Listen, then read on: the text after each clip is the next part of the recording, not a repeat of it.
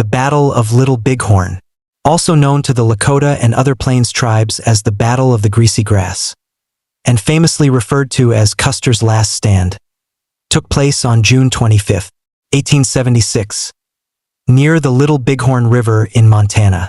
This battle was a confrontation between a coalition of Lakota, Northern Cheyenne, and Arapaho warriors and the 7th Cavalry Regiment of the United States Army, commanded by Lieutenant Colonel George Armstrong Custer. The outcome was a decisive victory for the Native American tribes, marking a crucial turning point in the Great Sioux War of 1876. The events leading up to the battle were deeply rooted in the encroachment of settlers into the western United States after the Civil War.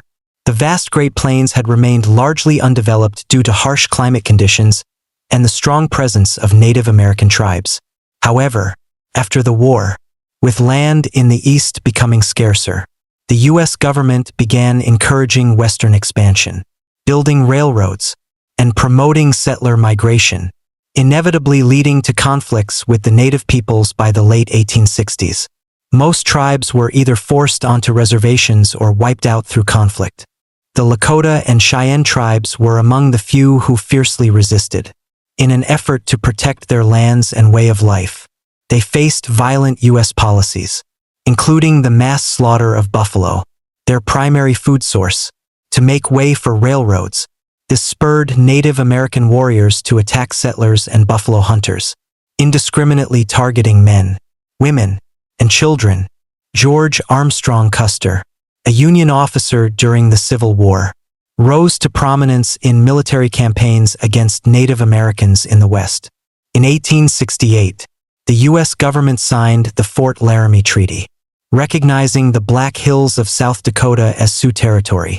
However, in 1874, an expedition led by Custer discovered gold in the area, prompting the government to pursue the purchase of the Black Hills.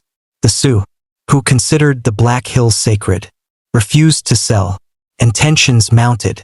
Custer had previously clashed with Lakota leaders like the famed Sitting Bull and Crazy Horse in earlier skirmishes. By 1876, Custer was tasked with forcing all Native American tribes back to their reservations.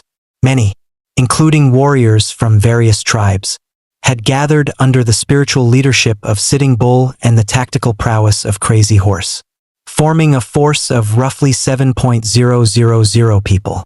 In June 1876, after scouts reported Native American activity, Custer decided to attack their camp along the Little Bighorn River without waiting for reinforcements. He divided his troops into 4 groups, ordering Captain Frederick Benteen and Major Marcus Reno to attack from the south, while Custer led 210 men to assault from the north. Reno's southern attack surprised the Native Americans. During the skirmish, some warriors retrieved weapons from fallen soldiers and quickly reorganized. Returning fire, Reno's force of about 100 men engaged the native warriors fiercely. Meanwhile, Crazy Horse and a band of warriors courageously rode around a small hill behind the soldiers. At this point, Crazy Horse led reinforcements, boosting the morale of the Native American fighters. Reno's men, realizing they were outnumbered and overwhelmed, retreated up a hill now known as Reno Hill. At least 30 soldiers were killed during the retreat. Meanwhile, Custer continued his advance northward at a rapid pace. Encountering a group of Cheyenne, primarily women and children, Custer split his force, sending 2 companies west across the river to relieve pressure on Reno, while he and the remaining 3 companies pressed north. Searching for a suitable crossing point, Custer heard gunfire from Reno's position and attempted to provide support. By this time, Crazy Horse and his warriors had returned, fortifying their defenses around the massive Native American camp, anticipating an attack from the north. Meanwhile, a group of Lakota warriors, led by White Thunder, moved east and soon joined other native fighters. Together, they began attacking the 2 companies of soldiers who had crossed the river. Outnumbering them significantly, the Native American warriors quickly overwhelmed the soldiers, forcing the 2 companies to retreat to higher ground, while Crazy Horse continued advancing from the north. White Thunder realized that Custer's men were already surrounded before they had even fully engaged. Custer ordered his troops into a defensive position while he searched for a place to cross the river. But the native forces pressed their attack, breaking the soldiers' formation. The relentless assault by the native warriors continued to weaken Custer's second line of defense, which eventually retreated. By now, Crazy Horse's forces had fully encircled Custer's remaining men. The native warriors launched another fierce attack, killing many of the soldiers outright in brutal combat. The survivors tried to flee toward Custer's position, but they were relentlessly pursued and cut down.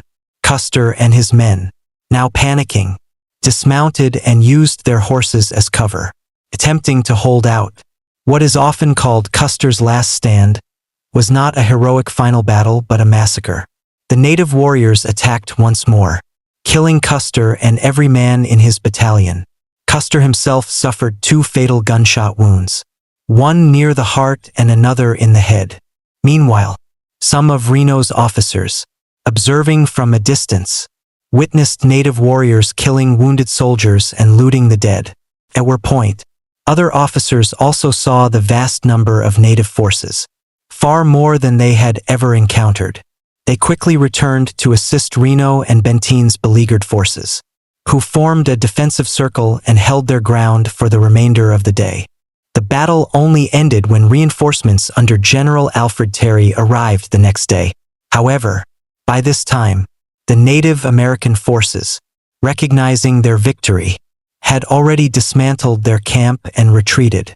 The Battle of Little Bighorn remains one of the most significant defeats of the U.S. Army during the Plains Wars.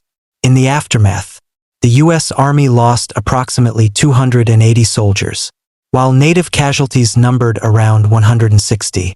The battle was ferocious, and with superior numbers and exceptional tactics, the Lakota and Cheyenne warriors decisively defeated the U.S. forces. Custer's entire command was wiped out, and Custer's last stand became a legendary event in American history. Though Sitting Bull's spiritual leadership and Crazy Horse's tactical brilliance secured a monumental victory for the Native American forces, this event also marked the beginning of more aggressive U.S. government efforts to subdue the Plains tribes in the years that followed.